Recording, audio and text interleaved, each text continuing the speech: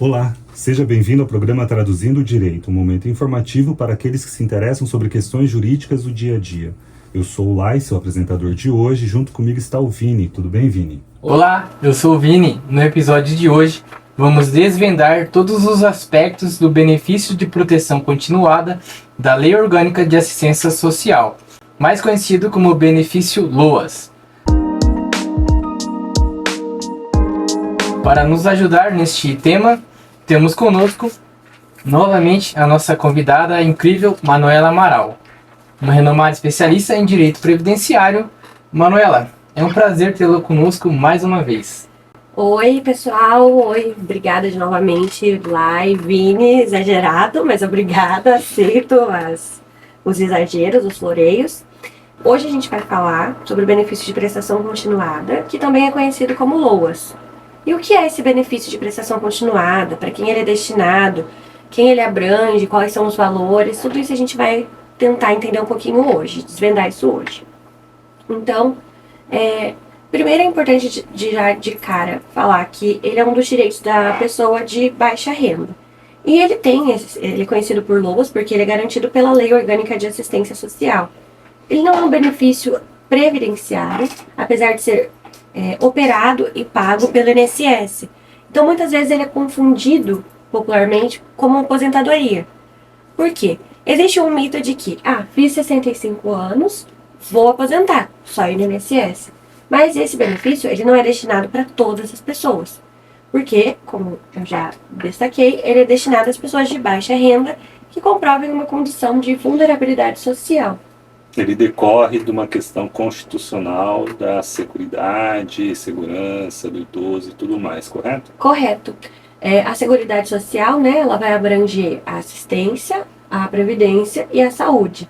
E esse benefício ele vai entrar como parte da assistência social.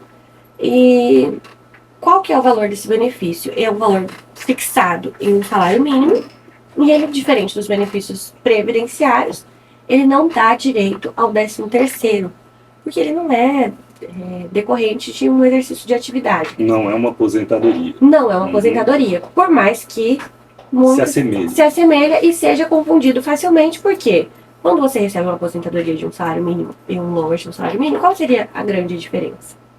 E eu acho que o primeiro ponto que a gente tem que destacar de diferença, né, para além do 13º salário, é que o benefício de prestação continuada, ele não é vitalício. Ele permanece enquanto permanecerem as condições que deram o direito. E quais são essas condições? Né? Quais são esses requisitos? Ele é destinado para os idosos acima de 65 anos de ambos os sexos. Então, não tem aquela distinção como nas aposentadorias de a mulher tem uma vantagem, né? Uma vantagem etária, uma diminuição da idade.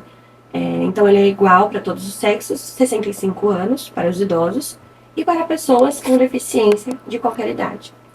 E quando eu digo de qualquer idade mesmo, inclusive crianças que tenham deficiência e que se enquadrem nas condições de baixa renda e vulnerabilidade social, elas vão poder requerer benefícios de prestação continuada. Até porque uma questão de baixa renda, uma criança que mora nessa situação de baixa renda, a mãe ou o pai vai ter que se dedicar quase que exclusivamente ao cuidado dessa criança e é um dos motivos que justifica. Estaria correto isso? Correto. E além disso, é uma criança que vai demandar ali um custo maior, com medicamentos, tratamentos, deslocamento até o local de tratamento. Muitas vezes residem em locais afastados, né, aos locais de tratamento. Então, tem esse custo de transporte, tem o custo de passar o dia fora. Então, uma alimentação. Tem o custo do próprio tratamento, que às vezes não é abrangido pelo SUS, mas mesmo quando tem esse deslocamento, tem esse tempo, que você bem destacou, que tem um responsável que se dedicar para poder realizar o tratamento. E baixa renda, vulnerabilidade social, mas existe um limite estabelecido na legislação, que é uma renda igual ou inferior a 1/4 de salário mínimo. Isso em 2024, com o salário mínimo a R$ 1.412, equivale a R$ 353 por pessoa do grupo familiar. O que é o grupo familiar? Todas as pessoas que residem naquele mesmo teto. Então, vamos supor que existe o casal, mais um idoso que reside com eles e uma criança com deficiência. E aí, por que eu trouxe esse exemplo? Por quê? Caso esse idoso esteja aposentado no valor de um salário mínimo, o valor e ele tenha mais de 65 anos, esse valor ele é excluído do cálculo da renda do grupo familiar. Então, só vai ser considerado, por exemplo, a renda de um dos membros. Por exemplo, somente o pai trabalha, ganha um salário mínimo. Tendo 4 pessoas em casa, ainda que o idoso receba um benefício de um salário mínimo, esse será excluído do cálculo e eles vão ter o acesso ao benefício de prestação continuada àquela criança com deficiência. Só abrindo parênteses aqui, o valor da aposentadoria é excluído do cálculo, mas o idoso é incluído para considerar a renda per capita, por cabeça. Então são 4 nesse exemplo, tira o benefício da aposentadoria, então considera só um salário mínimo da pessoa que trabalha, dividindo por 4, dividindo por 4 vai ter lá 1/4 do benefício. É igual a 1/4 ou menor que 1/4? Igual ou menor. Ah, tá. E, além disso, caso passe muito pouco, né, desse valor, administrativamente, quando você faz o requerimento no INSS, ele vai ser de pronto indeferido. Mas se for justificado esses gastos, por exemplo, a necessidade de uso de fraldas, de medicamentos muito caros não custeados pelo SUS, enfim, gastos justificados, é possível, né, uma briga na justiça para que esse benefício seja concedido, ainda que ultrapasse, claro, pouco, esse critério da renda. Uma questão de razoabilidade. Razoabilidade, tá? Não vai ser aquela coisa... vai ter R$1.000 por pessoa da família, não vai conseguir o LOAS.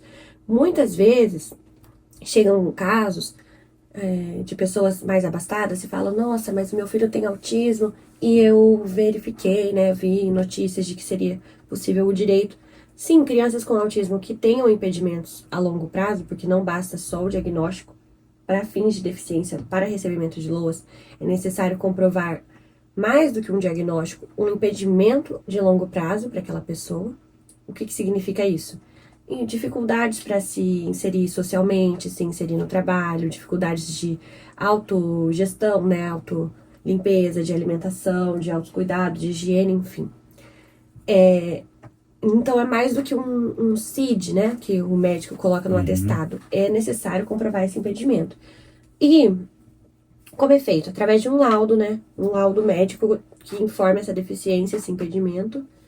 E aí, com isso, você consegue. Só que não basta só um dos requisitos preenchidos, porque o outro, e mais importante, que daí vem o caráter assistencial do benefício, é o critério da renda.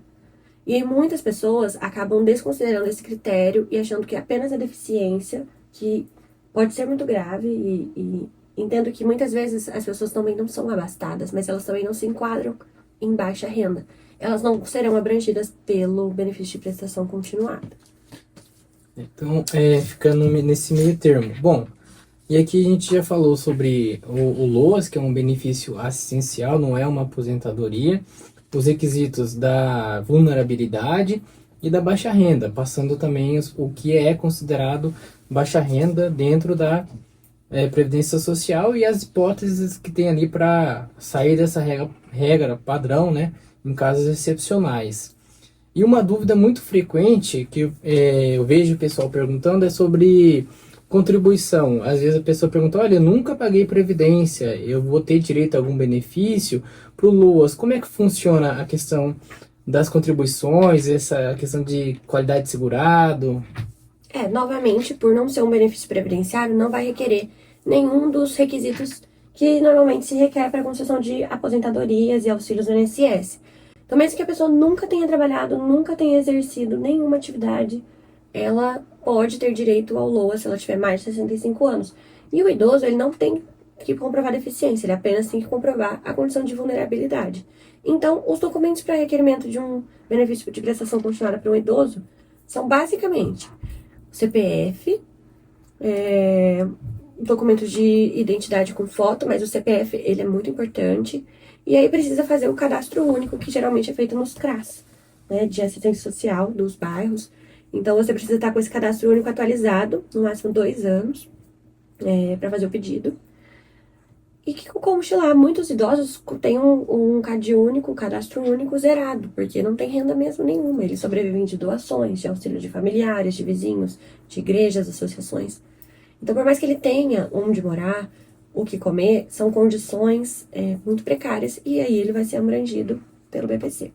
Quando for o caso de benefício de prestação continuada destinado às pessoas com deficiência, para além do CPF, comprovante de endereço e o cadastro único atualizado, também vai ser solicitado esse laudo médico e para todos os casos será elaborado por um assistente social vinculado ao INSS e posteriormente, se for o caso da Justiça, um estudo social em que será feita uma visita a esse endereço declarado para averiguar se aquelas condições declaradas são mesmo realidade. Então vai esse profissional habilitado verificar e geralmente é uma avaliação que pode ser relativizada ou não, porque será considerado, por exemplo, quantas TVs existem dentro da casa, se existe algum carro dentro daquela casa, de quem que é a propriedade daquele carro, se aquele carro é quitado, se aquela casa é própria, se aquela casa é alugada, qual que é o valor do aluguel, qual que é o valor da água, qual que é o valor do gás, qual que é o valor da luz. Então, todas essas informações elas vão ser detalhadamente descritas nesse estudo social para que chegue-se à conclusão de se há direito ou não, se enquadra como vulnerável socialmente ou não. Quem auxilia nesse levantamento de informações são os assistentes sociais. Isso, eles são vinculados ou com peritos judiciais ou, no caso de administrativo, são vinculados ao INSS. Então, eles vão, até a casa averiguar as condições. Porém, também pode ser esse laudo impugnado, também, geralmente, eles fazem uma coleta de informações com vizinhos, pessoas que moram ali perto, para confirmar se aquelas informações são reais, caso eles fiquem com alguma dúvida, Mas não é absoluto aquela conclusão, pode ser contestada se tiver algum elemento que desconstitua. Essas visitas dos assistentes sociais são muito rígidas ou não? Porque teve um cliente, um conhecido, que uma vez falou que assistente social foi na casa dele e viu até o que ele tinha de comida na geladeira. Sim, geralmente são bem rígidas. Abre-se armários, abre-se portas de guarda-roupa, porque depende também, de uma coisa que acho que depende em todas as profissões, que é a personalidade da pessoa que está realizando o trabalho. Ela tem, claro, diretrizes que ela precisa seguir para que esteja de acordo com a legislação que precisa conter para poder avaliar. Mas é claro que tem pessoas, personalidades, novamente, que vão ser mais cuidadosas, mais zelosas, mais, ter mais tato, e tem pessoas que vão ser mais abruptas. Então, isso é uma questão que tem em qualquer profissão, e tato ou não. Bom, Manuela, em relação ao processo de solicitação do benefício LOAS, quais são os principais desafios que as pessoas enfrentam para o deferimento até num processo judicial? Bom, geralmente, o cadastro único que ou está preenchido incorretamente ou está desatualizado. Então, esse é um dos documentos mais importantes do requerimento do benefício de prestação continuada. E uma orientação para os nossos ouvintes, que eu sempre ofereço para os meus clientes, que é, uma das únicas certezas do LOAS que a gente tem é que ele não é vitalício e ele se mantém enquanto perdurarem as condições. Então, veja que infortúnio. Você está nessa condição, por exemplo, o exemplo que eu trouxe antes, dessas 4 pessoas, o idoso, o casal e a criança, eles conseguem o benefício de prestação continuada para aquela criança com deficiência, conseguem inserir ela no ambiente educacional para pessoas com deficiência, por exemplo, e essa mãe consegue um trabalho para melhorar as condições da família. O que vai acontecer? A renda por pessoa vai superar o mínimo, o máximo, estabelecido, e o benefício vai ser suspenso. Então, não existe uma regra de progressão nesse sentido. Não existe uma regra de progressão. E como que eles vão descobrir, que houve esse contrato? No momento que for atualizar o cadastro único, que vai ser necessário, porque para que serve o cadastro único? Não é só para o benefício de prestação continuada, mas para recebimento de Bolsa Família, por exemplo, Inclusive, uma lei recente de junho de 2023, Lei 14.601, ela permitiu, pelo parágrafo 4º do artigo 20 da lei que instituiu o LOAS, a acumulação do benefício de prestação continuada com o Bolsa Família. Então, o cadastro único, ele é para usufruto de diversos programas sociais, não somente do benefício de prestação continuada. Então, você precisa manter o cadastro único atualizado para você continuar usufruindo desses benefícios sociais. E aí você tem que atualizar. Quando a mãe declara que ela tem essa nova renda, ultrapassa o teto. Então, você condiciona a pessoa, né, a ficar recebendo o benefício enquanto permanecem as condições que você... Ou empurra a pessoa para a informalidade. Empurra a pessoa para a informalidade, porque é o que acaba acontecendo na prática. Mas também é um risco. O que eu sempre falo para os meus clientes, especialmente os clientes de idosos, né, que eles já tenham alguma contribuição, não o suficiente para uma aposentadoria por idade, mas já tenham alguma contribuição na vida. Às vezes chega com 14 anos, ou 13 anos, ou mesmo 5 anos. Que a partir do momento que começa a receber o benefício de prestação continuada, passe a contribuir na menor alíquota que existe hoje na INSS, que é 5%, que é destinada exclusivamente para pessoas de baixa renda, que precisam ter o cadastro único atualizado. Por quê? Atualmente, todos esses sistemas, eles têm cruzamento de dados. Então, a gente tem o gov.br para acessar o meu INSS, e aí a gente também consegue acessar o cadastro único. Todas essas informações, elas são conjugadas, elas são acessadas de maneira fácil, né? Então, não tem muito como burlar. Então, você já tem que atualizar mesmo seu cadastro único, você passa a contribuir ali na alíquota de 5% do salário mínimo. Que aí você consegue pagar ali R$70 por mês e garantir que em pouco tempo você transfira seu benefício de prestação continuada para uma aposentadoria por idade. Por quê? A aposentadoria por idade é um benefício vitalício, é um benefício que garante o 13º. Então, tem muitas vantagens. Então, acaba que os clientes, eles optam por essa modalidade de contribuição, porque interfere pouco na renda ali deles e garante um benefício melhor e seguro, para não ter esse tipo de surpresa. E também, eu acho que vocês e nossos ouvintes também sempre escutam falar dos pentes finos que o INSS promove de tempos em tempos, e os benefícios mais atacados pelos pentes finos são os benefícios assistenciais e são os benefícios por incapacidade. Então, muitas vezes, essas apurações de irregularidade, elas não acontecem da forma mais devida possível. Só que até você provar que você não estava recebendo de forma irregular, isso leva meses, anos, vocês sabem como é morosa a justiça, e enquanto isso a pessoa fica sem nenhuma renda. Então é muito cruel.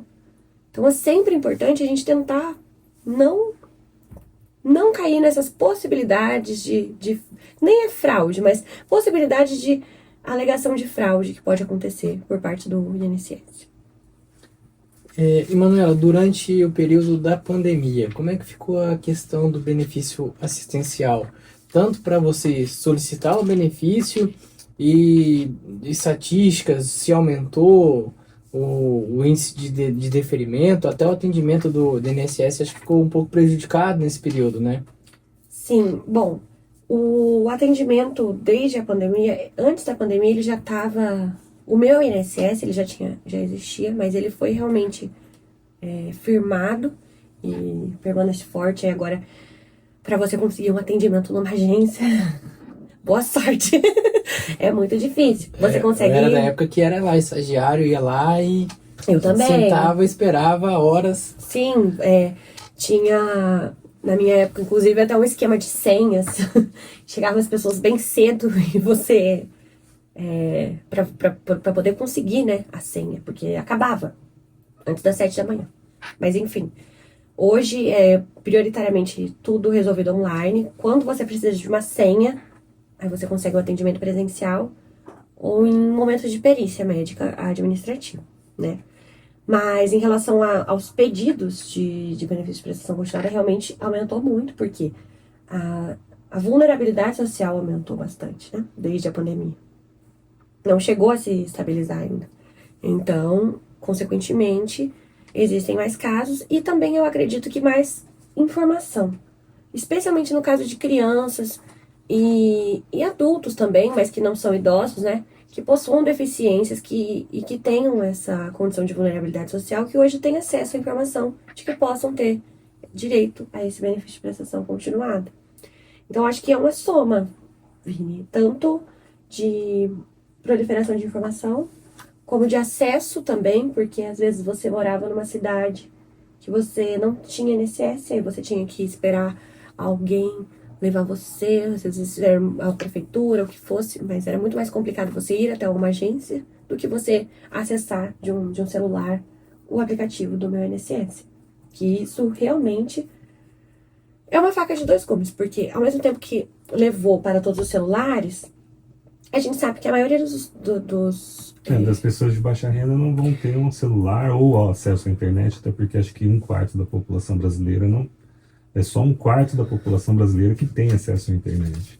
E não só isso, mas também os idosos, mesmo que eles tenham acesso à internet, costume de utilizar o aplicativo, ele não é tão intuitivo, né? É muito fácil você não fazer o pedido corretamente. Então, é uma faca de dois gumes, assim. Para nós que trabalhamos com isso, realmente é uma facilidade. Mas eu não acho que seja que tenha aumentado o acesso, sabe? Porque eu acho que os segurados dependem cada vez mais do nosso trabalho. Porque todas as semanas o aplicativo se atualiza, ele muda. Toda semana a gente precisa se atualizar, porque o aplicativo muda com muita frequência. A legislação muda com muita frequência previdenciária. Então tem portaria nova, cada mês tem 4 ou 5 portarias novas.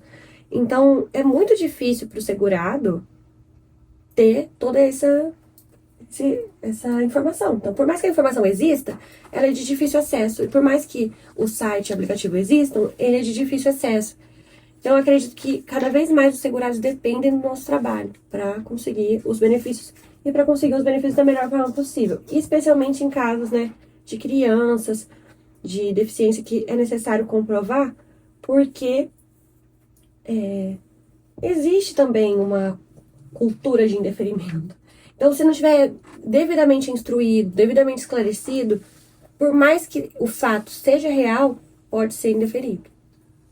Aproveitando aqui, voltando um pouco no começo das informações, um critério de unidade familiar, ela, na realidade brasileira, ela é muito diversificada, né? Então, às vezes é comum os avós cuidarem dos netos, porque os filhos foram para outra cidade, ou foram para outro lugar, ou até mesmo estar na mesma cidade, mas moram em outra casa. Então, gostaria que você explorasse um pouco, explicasse um pouco essas questões de como são avaliadas as unidades familiares para fins desse benefício de prestação continuada.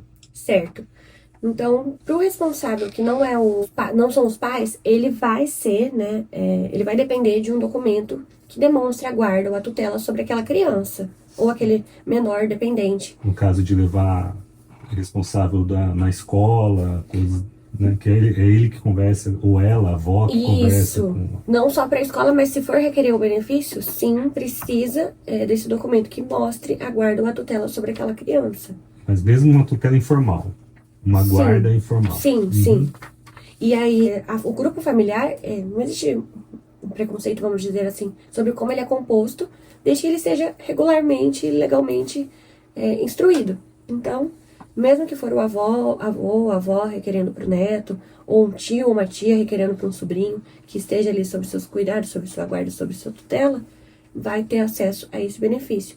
Uma coisa que eu acabei não pontuando, que eu queria pontuar, é que nos casos de contribuição com baixa renda, né, além da possibilidade de aposentadoria por idade futura, é possível também ter acesso às outras modalidades de benefício INSS.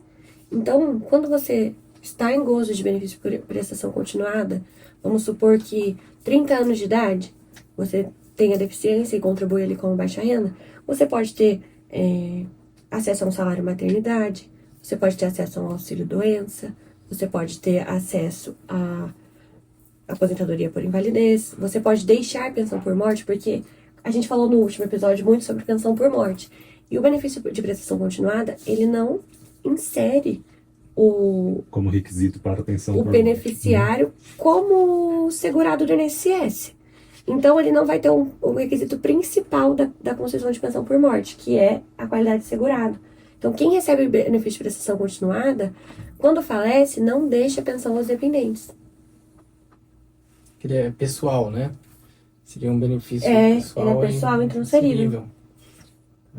Manuela, e você comentou que a contribuição daria acesso a outros benefícios. Quais esses outros benefícios? Seria aposentadoria por contribuição? Então, a contribuição, como baixa renda, na alíquota de 5%, ela dá direito, sim, a outros benefícios do INSS, como auxílio acidente, auxílio doença, auxílio reclusão, salário maternidade. Ela dá o direito aos dependentes de solicitarem a pensão por morte. Porém, a aposentadoria por tempo de contribuição, ela requer a contribuição sob a alíquota de 20% no mínimo. Então, é excluída, né, essa modalidade de contribuição, o acesso à aposentadoria por tempo de contribuição. E outra coisa que também não é permitida, quando você contribui em alíquotas menores de 20%, além da aposentadoria por tempo de contribuição, é a emissão de certidão de tempo de contribuição. O que é essa certidão de tempo de contribuição? Você trabalhou antes da UEL por um período na iniciativa privada, e agora você trabalha como servidor na UEL, e você quer trazer esse período para computar na UEL na sua aposentadoria. Como que você faz essa comunicação entre regimes previdenciários? Através da emissão de uma certidão de tempo de contribuição. Nela vai conter ali a sua relação de trabalhos com os seus salários correspondentes a partir de julho de 94. Então, só que para esse documento ser emitido, as contribuições têm que ser realizadas na alíquota mínima de 20%. Então, se você tiver registros na carteira, vai poder emitir, mas essas contribuições feitas na alíquota de 5% destinadas às pessoas como baixa renda não vão estar presentes na CTC. Obrigado, Manuela. E partindo para o encerramento aqui, que nosso tempo está acabando, agradeço imensamente a sua presença e nossos ouvintes também, para tratar desse tema importante que é o LOAS. E acredito que agora nossos ouvintes, sem dúvidas, têm uma compreensão muito mais clara sobre o assunto. Se permanecer alguma dúvida, entre em contato lá no nosso Instagram, que é o @podcasttod, ou na Rádio UEL FM para mandar seu comentário, sua sugestão. Eu agradeço novamente o convite, estou à disposição de vocês, os nossos ouvintes. Até uma próxima. Muito obrigada. Muito obrigado, Manuela, e muito obrigado a vocês, ouvintes, por estar conosco aqui em mais um episódio.